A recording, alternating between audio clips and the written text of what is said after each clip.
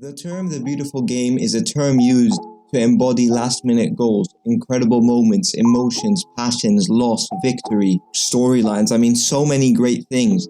But to me, the true beauty of football is that it's everlasting, it's eternal. Every generation, we get these 3 or 4 players who turn the game upside down, and we're seeing it now. Young players just keep getting better and better because their idols just keep getting better and better. The inspiration in this game is at an all-time high, and people are motivated to get to that level where they are the ones replacing the all-time greats. And that's exactly what we're going to be doing today. Welcome to Top 10 Best Players of All Time. Now, before we get into this, I just want to say that this is obviously my opinion, and I'm sure I'm going to say things that make you want to smash your screen because of how wrong I might be in your eyes. But to me, this is my opinion from what I have seen, what I have read, what I have watched, what I have heard, and what I feel is the top 10 best players of all time. Let's get into it.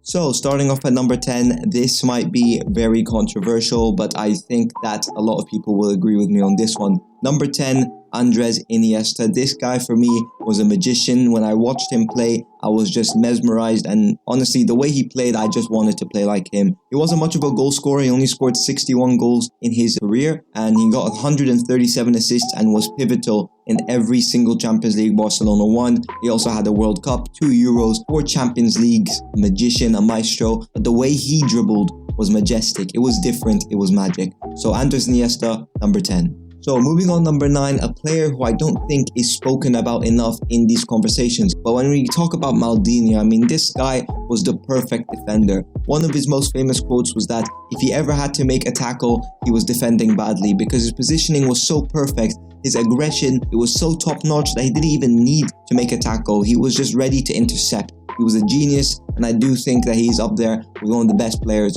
of all time.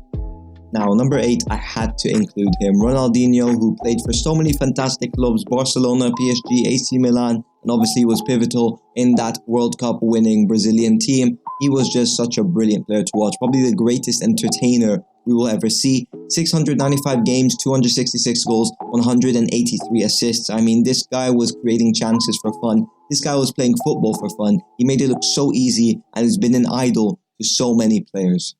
Now with number 7, this was a very difficult one to call. It was either him or Ronaldinho, but I do think this player gets the edge. Zinedine Zidane, of course, the man who won the Champions League, a World Cup, 3 Ballon d'Ors, a Euro. I mean, he won it all, and he was such a brilliant player in all of those tournaments. He obviously played for so many prestigious clubs, Real Madrid, Juventus, and he scored 160 goals, getting 223 assists. I mean, this man was probably the most composed player in football history. His weak foot is probably the best in history, and his skill moves were just fantastic. Now, Johan Cruyff, a player who would have been both in the top 10 players of history and the top 10 managers of history. This guy was so ahead of his time. He was a genius. He saw things that no one else could see, and he revolutionized football for so many years. He won the best player at a World Cup, 3 Ballon d'Ors, 3 Champions Leagues, 10 league titles, 711 games, 405 goals, 198 assists. So sad to see him pass, but honestly, this guy has changed football forever and he will never be forgotten. Getting into the top 5, it is going to start to get a little more controversial, but it wouldn't be a list without this man. I don't think anyone disagrees.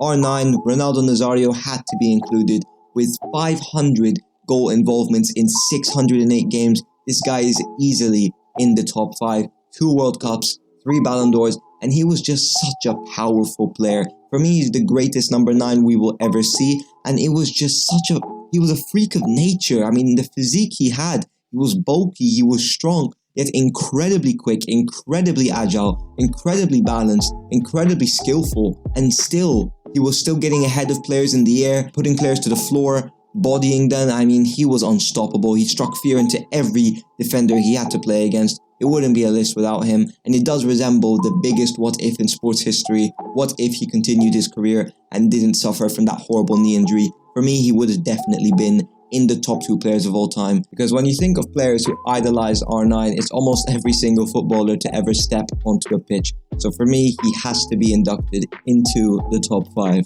Getting into the top 4, the same 4 names on everyone's mind, but what order am I going to put them in? For me, number 4 is going to be Pele. Before you come at me, I haven't seen anything of him, and obviously this is just my opinion from what I've seen, what I've watched, and I really can't see myself putting him any higher than 4th place.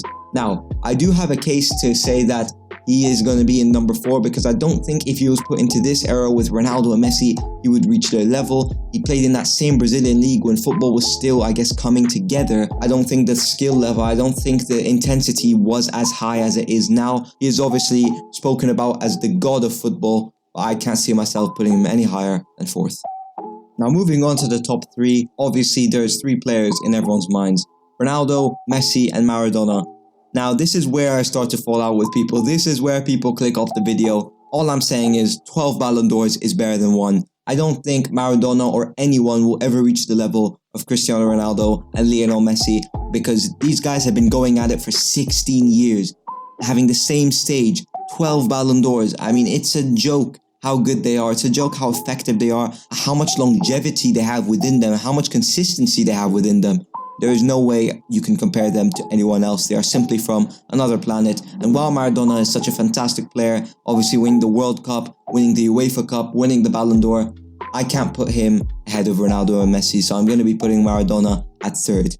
Ladies and gentlemen, a question that has been echoed for decades: Ronaldo or Messi? Now, obviously, I have a lot riding on this, my sub count, my like count, so if you haven't already, please make sure to like and subscribe because I'm about to lose a lot of likes and subscribers, whatever the order is, because no matter what, everyone is divided, everyone has their own opinions, and I completely agree with whatever you say because there is no right answer and there is no wrong answer. But for me, Lionel Messi is going to take this one. You watch Ronaldo, you say wow, but when you see Messi, you say how, and I think I'm going to end it off at that. Ladies and gentlemen, thank you so much for watching this video. If you've made it this far, let me know your own rankings in the comments down below, and I'll see you in the next one.